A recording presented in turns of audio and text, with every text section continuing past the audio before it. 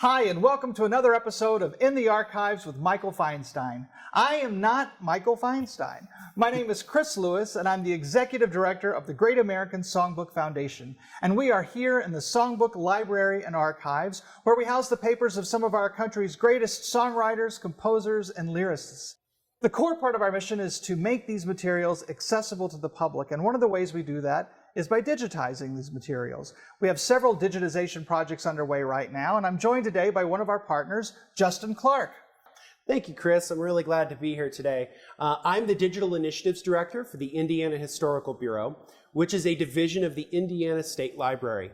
And one of the projects that I oversee is Indiana Memory, which is our statewide digital repository for historical institutions and materials from all across the state of Indiana. And since probably the last year or so, we've had an incredible relationship with the Great American Songbook Foundation. I worked with the previous archivist, Lisa Labdel, and we decided to work together on the Meredith Willson Papers, some of which are right here on the table. And we've been really excited about being able to share these materials with folks because Indiana Memory kind of works like Google. You type in anything, you'll find some stuff. Whether you just type in Meredith Willson's name, or maybe you type in a time period that's related to him, or you type a particular composition or a particular trip he took. Some of the pictures we have are actually vacation photos, I think from like Italy, which is really cool. And so we've been working with the team here to get those available to the public. And digitization is so important because it's a way to make these materials really accessible to folks. And the other thing, too, is that this stuff gets used that way, you know? Because otherwise, a lot of this stuff just kind of sits in the stacks, right? And sometimes maybe people will come in. But when you digitize it, it's available for everyone. And the other great thing is that it's also searchable on Google. A lot of times, if you type in Meredith Willson on Google, you might get some hits for Indiana Memory as well. So we're really happy to have this partnership with you to be able to share these with folks. Well, we are so appreciative of your help, and like you said, one thing Michael Feinstein always says is there's no reason to save these materials if people can't access them, can't learn from them. And the Meredith Willson collection really is probably the most comprehensive collection we have. We do have all of his papers. We have his scrapbooks of many of the different productions of the shows, early transcripts of the Music Man and character sketches from those. Photos, as you mentioned, there's a treasure trove of photos, from vacation photos to cast parties to home movies and photos, and then correspondence. And so tell us, like I said, we work with other partners to digitize some of these materials. This is a large 3-phase project we're in now. We just had the materials digitized. Tell us what Indiana Memory is doing. What happens now? So we kind of do it in 2 phases. First is going to be the scanning process.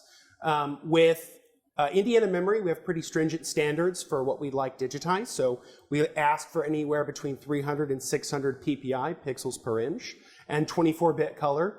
And just to get a really good, high-quality image, we ask folks to digitize it in a TIFF format, which is a lossless preservation quality image formatting that will allow it to be able to be recopied and moved over multiple times over its lifetime as a digital artifact. What happens then is we have our partners take those TIFFs and turn them into JPEGs, which are going to be the access copies. And then we upload those into Content DM, which is our content management system. It allows for people to see it online.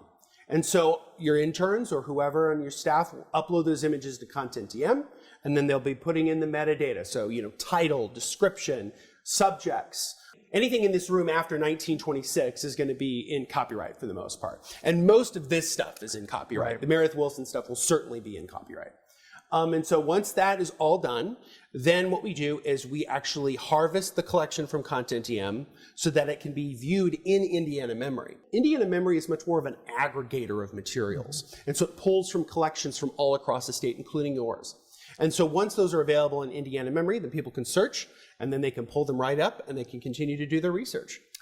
Excellent. And that leads me to our next point. Another great use of these materials is by educators, and we often have students come in and teachers, social studies, history, to study primary sources, and what better place for primary sources than here in the archives. And so now I'm going to turn it over to one of our team members here who's going to talk about that initiative. Hi, my name is Emily Raposa, and I am the Director of Library and Archives here at the Great American Songbook Foundation. And I want to talk about some primary sources.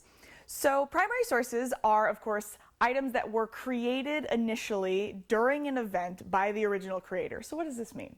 Well, this can be in a variety of different forms, everything from letters to documents to photographs.